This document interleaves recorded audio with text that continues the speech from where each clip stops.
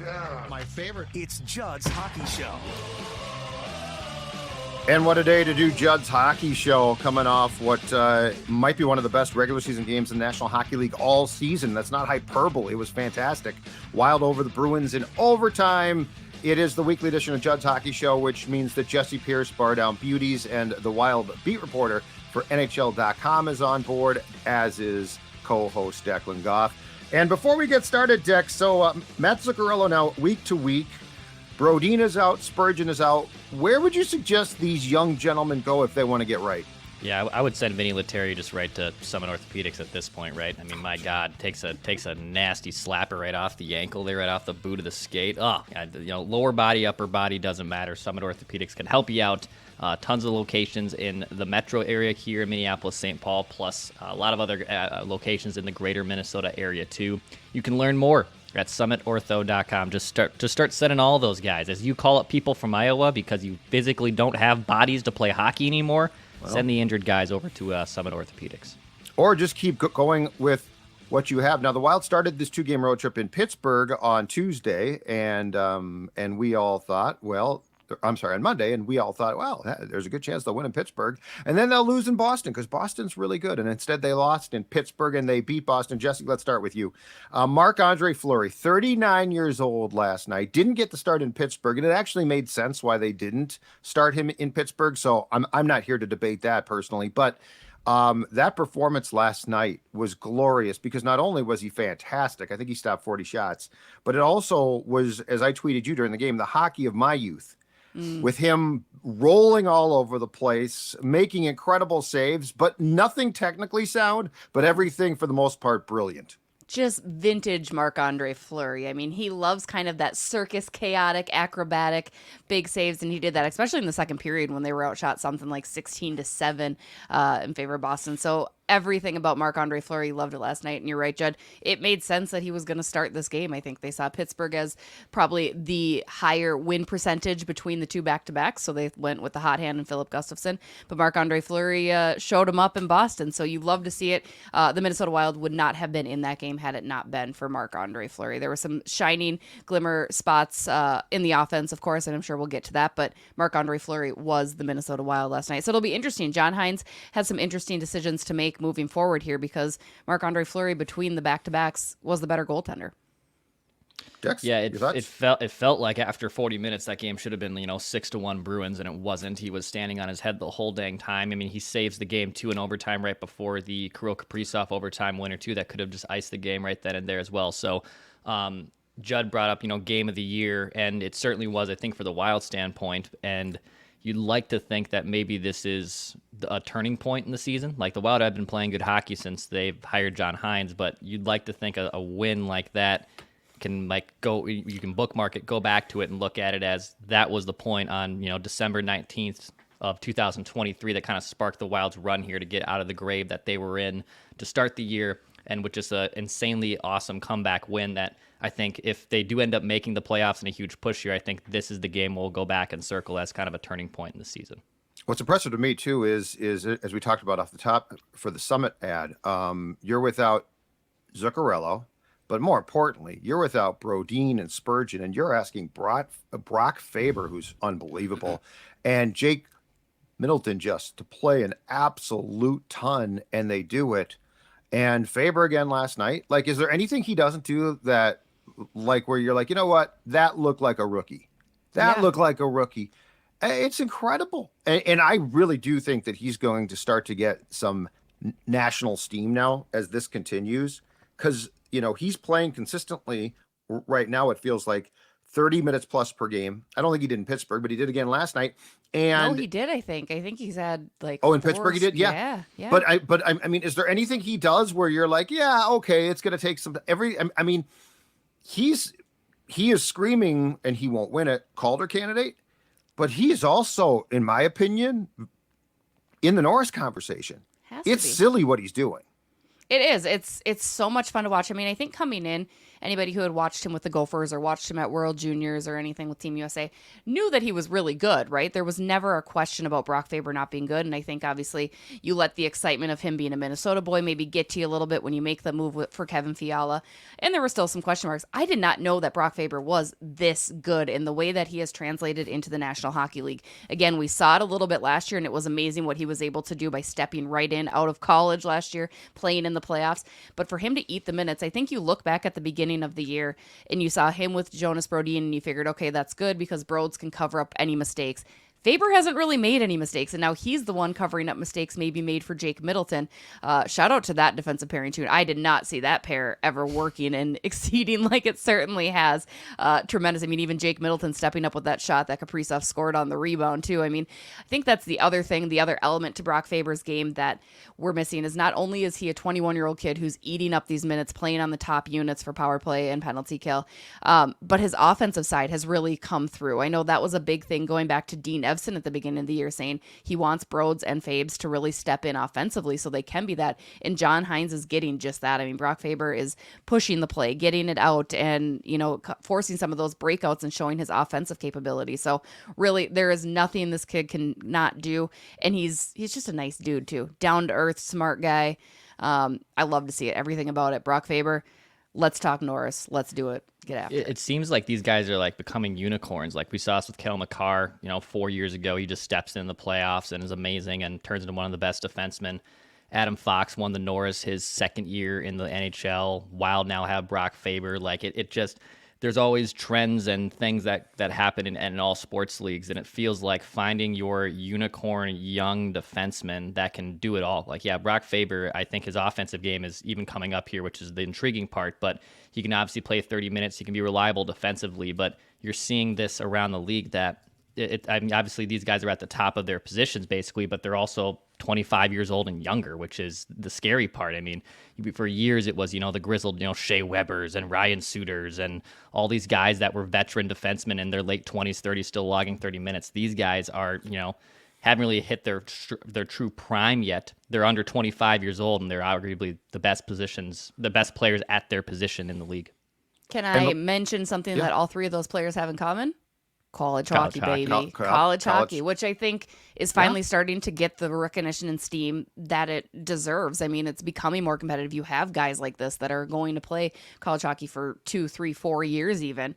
And I think that's a shout out and a testament to where college hockey is going and the game that's grown there. So I love it. I love me some college hockey. It's my favorite. Oh yeah. And I'm with you. I watched Faber with the Gophers, not like intensely, but I watched him a lot or intently. But I had no idea. And I mean, he wasn't on the power play here. Bobby Motzko, what were you doing, baby? Like, I know your team was good last year, but I mean, this kid looks like, he can run a National Hockey League power play. The one thing too is, and this guy has certainly come under some heat for probably off the ice stuff of late. But when you look at that Middleton Faber pairing, shout out to Bill Guerin there, because he obtained, I don't even remember if I had heard of Jake when they acquired him in that trade deadline move from the Sharks. And when they were basically forced to trade Fiala, right? We're all like, oh, good. At least they got a local defenseman back, and that's great. But those trades are going to turn out to be, I think, two of his best. Like that Fiala trade, the Wild is winning that trade. Mm-hmm. I don't care what Kevin does. And yes, he's very good. And yes, he's productive points-wise. But when I watch Brock play, like, how many of these guys exist to Dex's point, right? Like when the Rangers traded for Fox, or when McCarr comes down the pike, you're like, oh man, those teams are so fortunate to have that guy. Credit to Spurge and Brodin, I think, is incredibly steady. They ain't Brock Faber though. And I know that might sound ridiculous, but when I look at the Brock Faber skill set and what he does, Brodin has his thing and Spurge has overachieved his entire career. Brock Faber is in that line of, oh my God, how did you get him? Which to me is a huge credit on a trade that was basically forced on the Wild. And Judd, if I remember right, we were sitting next to each other the first game when Jake Middleton was traded here, and you ripped him. You said, this isn't going to work. This guy can't play with Spurgeon. This isn't going to be a thing. Yeah, he turned over the puck for a goal, I think, his first game. Yeah, I think he looked at me and said, what the hell is Bill Guerin doing with this guy? This guy's not going to work well. Yeah, and Mitzi struggled this year. Like, he's really struggled. My favorite thing about Jake Middleton is he always jokes. He's like, well, I was the guy picked before Connor McDavid because he was the last overall pick the year before Connor McDavid was selected number one overall. Just a classic. But again, with his struggles early on this season, to see Middleton kind of come into his home and really find something, I think that's another testament to Brock Faber. I don't want to make it all about Brock, but that's Brock Faber bringing out the best in Jake Middleton, which says a heck of a whole lot for a 21-year-old kid. Last thing too, Judd, on that Fiala trade too, because I think a lot of people were ripping it. I loved Fiala, and a lot of people knew the Wild had to trade him, so it was going to be difficult to do so. You got a unicorn defenseman, and then Liam Ogren was the draft pick you got from the Kings, who just got named captain, I believe, the World Junior team for Sweden. So like when everyone said you could have gotten way more for this, I mean, they're winning this trade. Like this is not even you could have gotten more. Like what more could you ask for in a trade like this? This worked out really well for the Wild. Straight up, if this was Faber Fiala, the Wild wins this trade just because of the position. Yeah, just because of that. I mean, these guys again. Not everyone gets to have one. Okay, it's over. It's over. Our long national nightmare of Kirill Kaprizov, who had 3 even strength 5-on-5 goals going into last night, hadn't scored in 6 games. It got so bad that Jesse Pierce, at some point in time, pregame or in-game, put out a poem on X. Oh, the great 2 goals, 2 goals last night, including a 5-on-5 and including the OT winner, which was a nice setup by Jules Eriksson Ek. Are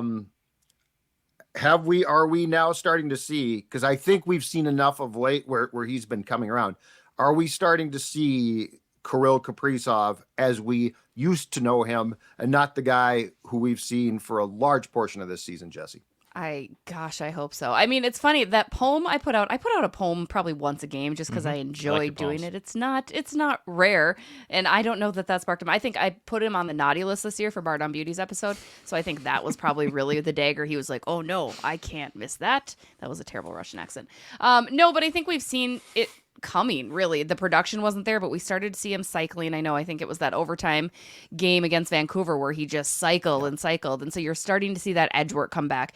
Again, that was always my bigger concern. I figured the goals would maybe eventually come, but it was just he wasn't looking like himself. I think the Wild posted their post-game helmet giving to Marc-Andre Fleury, and Pat Maroon had mentioned when he was handing it over, it's good to see Kirill smile again, because I think there is that element. If Kirill's not having fun, he is not playing how he is. And of course, for him, that includes scoring goals in big time. Not only did he score those goals, guys, we got our first post-game on-camera interview from Kirill too, mostly in English. We love to see that.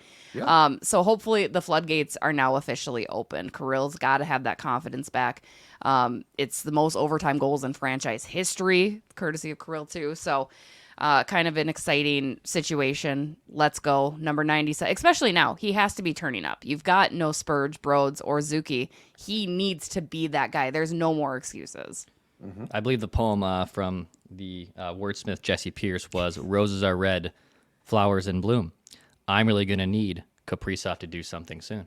Bravo. Matamidai right there. Go Zefs. Yeah. Go Zefs. Proud of you, Jess. Good job. Thanks, guys. Again, back to the top of my point of that being like a turning point win for the season. I think it might be hopefully a turning point for Kirill, right? Like he was snake bitten a little bit, 2 goals last night. I believe just his 4th even strength even of the season, which is just, again, wild to think because we're almost at the new year at this point. But again, if he's a guy that also can just score in bunches. He's gotten off to slow starts every year he started his career. This has obviously been much more of a prolonged slow start. And you'd like to think that a game like that where he basically helps carry the Wild, because Flower definitely did his share too, but offensively he carries the Wild to that win in that department, and you'd like to hopefully think that is also a turning point for his game for the rest of the year. He played 25:03 last night. Now he had played in Pittsburgh 20:58, but what I loved was, and it feels like we're seeing this more and more now, what I loved was the engagement. So like he was fully engaged. Like you saw him a lot. And I don't care if it was shots or not. He had a season high 7 shots. He had 2 hits. And here's what I'm wondering, because it does seem like he's much more into the flow of games now. I'm wondering if he is finding a way, and he has to, but is he finding a way to work around what he can't do now? Because it still feels like he's not doing everything he can, like God-given talent-wise, 100%. He can do more as far as wow you with moves. He did make the move in Pittsburgh that was just stupid, which was the between the legs move, and he didn't score on it, but it was still a stupid move. But I wonder if he's also like adapting a bit too, because I mean he's still an elite talent. At 100%, he's a superstar and he's one of the best players. But let's say he's 85% or something, right? He's still going to be very good. It feels to me like he's finding a way now to adapt, because just because you're not feeling exactly right doesn't mean that you're still probably not better than the majority of players on the ice if you're Kirill Kaprizov. Yeah, that's probably a really fair point that I hadn't even considered. And I think it's just him getting comfortable with his body again. I mean, you saw him get into the gritty areas more than he has all season last night. And I think that's also a look at him playing with Matt Boldy and Jules Eriksson, who are players that are also fine. I mean, Jules Eriksson has always had that, but Matt Boldy's becoming kind of that grittier player who's battling alongside the boards.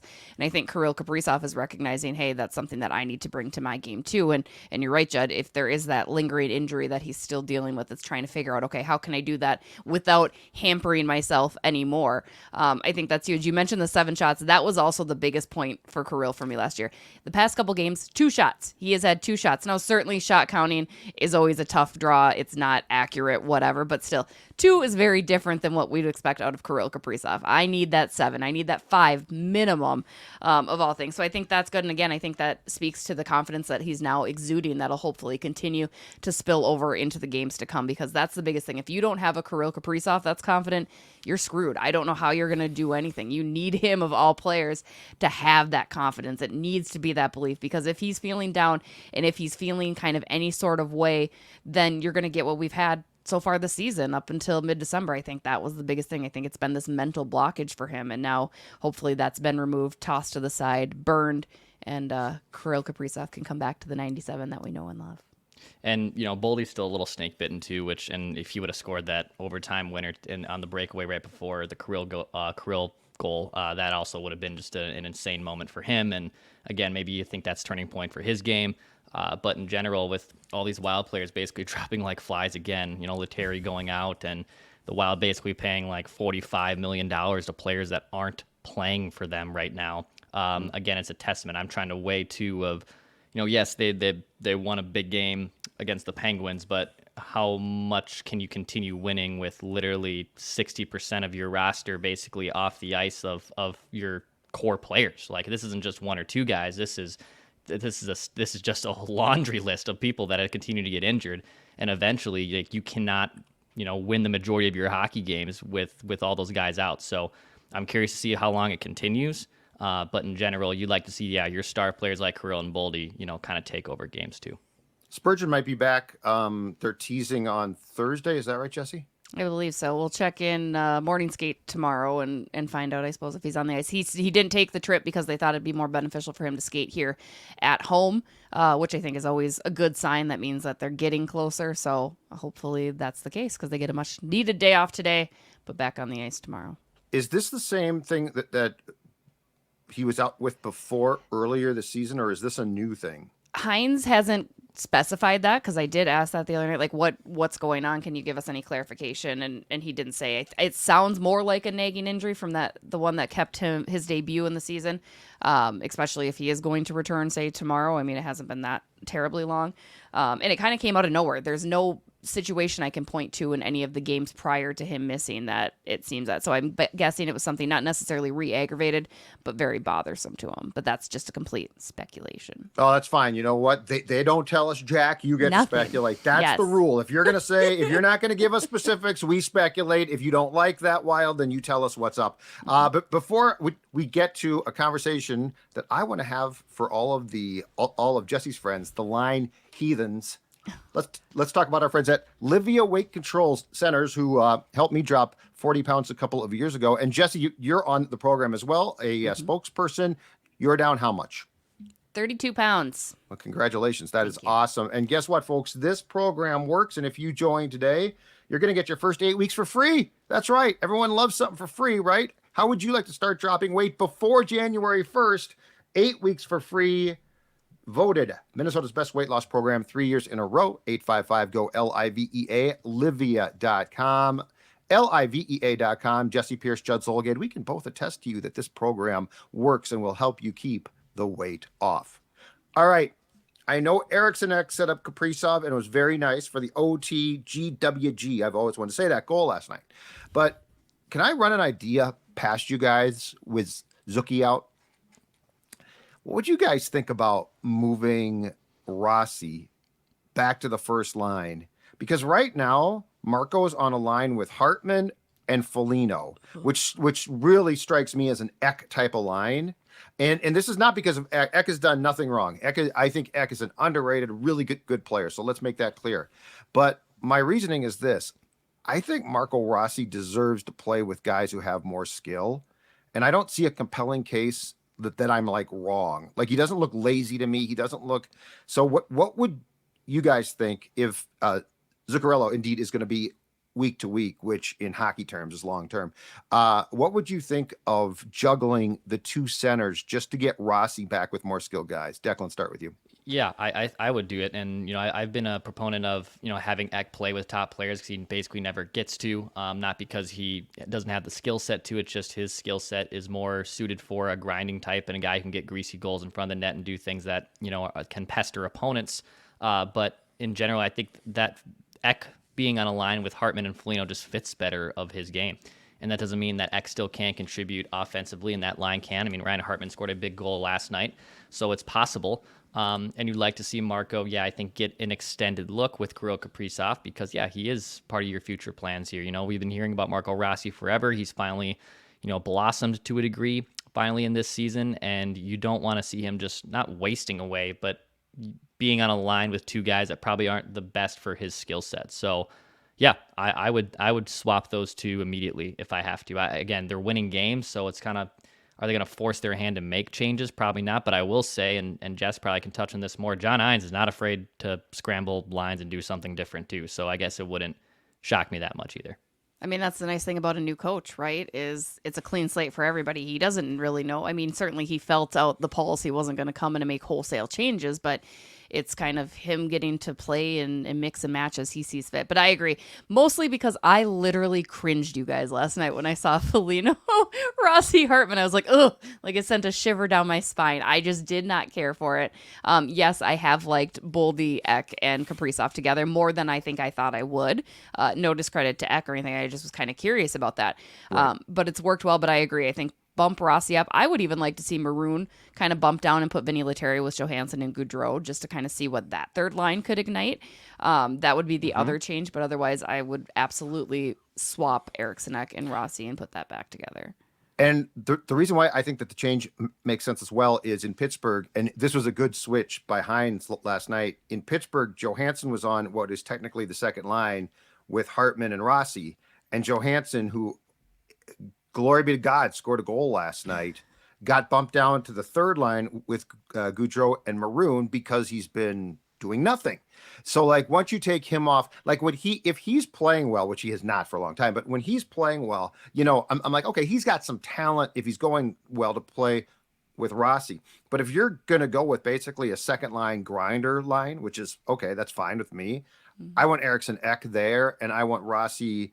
Unless they see something with Rossi that we don't, but I think he does what he's asked. So I just think that there's subtle changes because they do have so many guys out.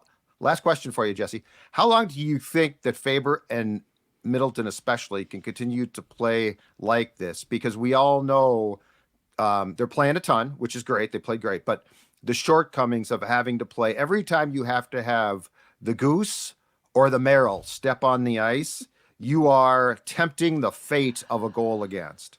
Especially when Goose looked like he unleashed, Jess. He got, and I just I cannot That see John penalty Merrill last on night. the ice. The penalty was terrible. Like, I The can't. goose penalty. What are you doing? Get your stick down, dude. I mean, and again, and we've talked about it at length, and it's beating a dead horse, but they're old and they just can't do it anymore. And clearly, Brock Faber's showing that. Like, it's gotta hurt. Yeah, like you're moving. I can't even move up and down the ice like that. Like, dude, it's okay. No shame in your game. That's all right. I just No shame in your game. no shame. Like, I mean, there's all shame in their actual. No, I know, game, but you rhymed it. No right? shame in your game. That's what I do. I'm a poet and I know it.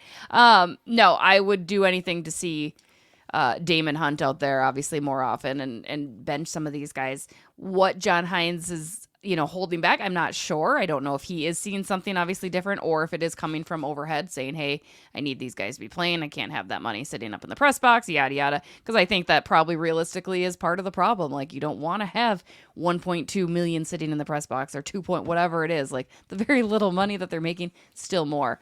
I can't do it. I can't do it. I would rather see Brock Faber and Jake Middleton play the entire game by themselves than see those two be on the ice. Just being honest. Hunt plays more. I have no problem with that. He can skate. Yeah. He made a great play last night to get back. So yeah, and Goose, I mean, dude, your penalties. I think that's what the Goligoski penalties kill me, because it's like, okay, you're like walking on, no pun intended, thin ice, or skating on thin ice, and now you're going to take these penalties. It's like, and they're last lazy night, because he can't keep up. He doesn't have the skill. I mean, but that's like last the night, he's just tying up Coyle. Tie him up. That's fine, dude. Just don't get your stick up here, Dex. Right. Fly south for the winner, Goose. Just fly south. I hate to say it, because I'm sure he's a great guy. And there's the best. great Judd, guy, yes, good yes, player, yeah, great player. All right, we're done. But Jesse, before we wrap things, congratulations. Bar Down Beauties was nominated for a podcast award. So tell the Judd's Hockey Show folks how to vote for you and Kirsten. Yes, we were nominated for one of the best hockey we were finalist rather, for best hockey podcast, courtesy of Sports Podcasting Group. You can vote for us to win because, of course, it's all about popularity, and I think we should be the most popular of these groupings. Go ahead and vote at sportspodcastinggroup.com in the hockey category. We would love that. Voting goes until January 28th, I believe. So you've got some time. Vote every day. Vote often. We'd love it because we have some fun over on the Bar Down Beauties podcast as well. Awesome stuff. Dex, hit the subscribe button. Daily Minnesota sports entertainment. This is Judd's Hockey Show and Pass Shoot Score.